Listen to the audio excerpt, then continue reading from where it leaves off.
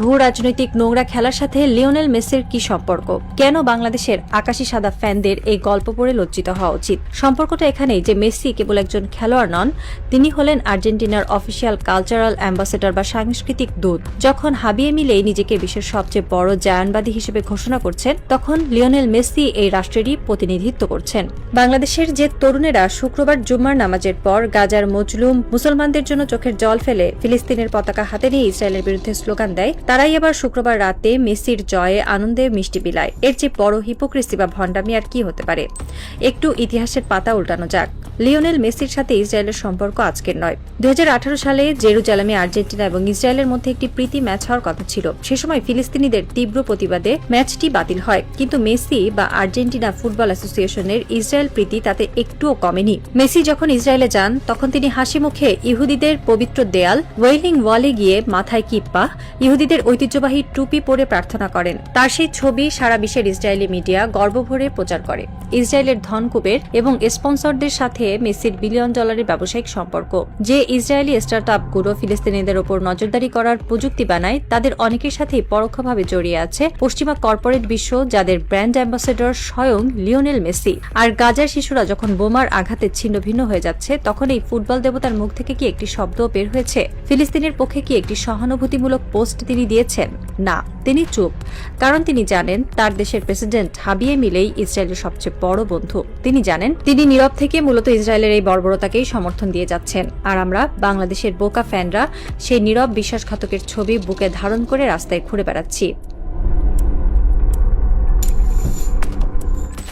বাংলাদেশের প্রতিটি আর্জেন্টিনা সমর্থকের আয়নার সামনে দাঁড়িয়ে নিজেদের প্রশ্ন করা উচিত, আমরা আসলে কাদের সমর্থন করছি?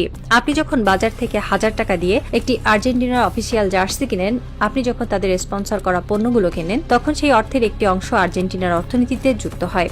আর সেই অর্থনীতি আজ পরিচালিত হচ্ছে এমন এক প্রেসিডেন্টের দ্বারা, যিনি নিজেকে গর্ব ভরে সবচেয়ে বড় ইহুদিবাদী বলে দাবি করেন। ভাবতে পারেন আপনি এমন একটি দেশের পতাকা আপনার বাড়ির ছাদে উড়াচ্ছেন, যে দেশ প্রকাশ্যে ঘোষণা দিয়ে ইসরায়েলের পক্ষে দাঁড়িয়েছে, যে ইসরায়েল প্রতিদিন আপনার ফিলিস্তিনি ভাই বোনদের রক্ত পান করছে। আপনি সেই ইসরায়েলের সবচেয়ে ঘনিষ্ঠ মিত্র দেশের জাতীয় দলের জয়ে উল্লাস করছেন। আমাদের আবেগ কতটা অন্ধ হলে আমরা এই সহজ সমীকরণটা বুঝতে পারি না। আমরা বলি খেলাকে রাজনীতির সাথে মেশাবেন না, কিন্তু মিলেই কি খেলাকে রাজনীতির বাইরে রেখেছেন? তিনি তো আর্জেন্টিনার রাষ্ট্রপ্রধান হিসেবেই এই ঘোষণা দিয়েছেন। যখন পুরো আর্জেন্টিনা ইসরায়েলের পাশে দাঁড়িয়েছে, তখন আপনি কিভাবে আকাশী সাদা জার্সিকে শুধু খেলা বলে চালিয়ে দেবেন? এই দ্বিচারিতা, এই মেরুদণ্ডহীনতা আমাদের পুরো জাতিকে বিশ্বের সামনে এক হাস্যকর বস্তুতে পরিণত করেছে। ফিলিস্তিনিরা যখন দেখে যে বাংলাদেশের মানুষ তাদের জন্য কাঁদছে, আবার পরক্ষণে ইসরায়েলের সবচেয়ে বড় মিত্র দেশ আর্জেন্টিনার জয়ে রাস্তায় নেমে নাচানাচি করছে, তখন তারা আমাদের এই সস্তা আবেগ নিয়ে কি ভাবে? মেসি হয়তো অনেক বড় ফুটবলার, তার বা পায়ের জাদু হয়তো মোহনীয়, কিন্তু একজন মানুষের একটি দেশের নীতি ও মানবতার বিরুদ্ধে যখন দাঁড়ায়, তখন সেই জাদুকে বর্জন করার মতো সাহস কি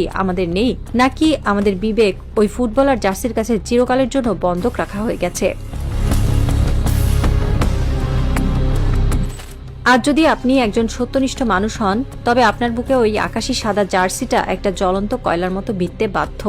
ভাবুন সেই দৃশ্যটার কথা। ফিলিস্তিনের কোনো এক ধূলিসাৎ হওয়া হাসপাতালের নিচে চাপা পড়ে আছে একটি 5 বছরের শিশু। তার শরীরে রক্ত, চোখে আতঙ্ক, তার মাথার উপর দিয়ে উড়ে যাচ্ছে ইসরায়েলি ড্রোন। আর ঠিক সেই মুহূর্তে আটলান্টিকের ওপারে আর্জেন্টিনার প্রেসিডেন্ট হাবিয়ে মিলেই ইহুদি রাব্বিদের সাথে শ্যাম্পেইনের গ্লাস হাতে নিয়ে ইসরায়েলের বিজয় কামনা করছেন। আর সেই একই সময়ে আপনি ঢাকার রাস্তায় দাঁড়িয়ে আর্জেন্টিনার জয়ে আতশবাজি ফোটাচ্ছেন। এই দৃশ্যপট কি আপনার বিবেককে একটু দংশন করে না? আপনার কি একবারও মনে হয় না যে আপনি আসলে ওই ফিলিস্তিনি শিশুটির হত্যাকারীদেরই পরোক্ষভাবে উদযাপন করছেন?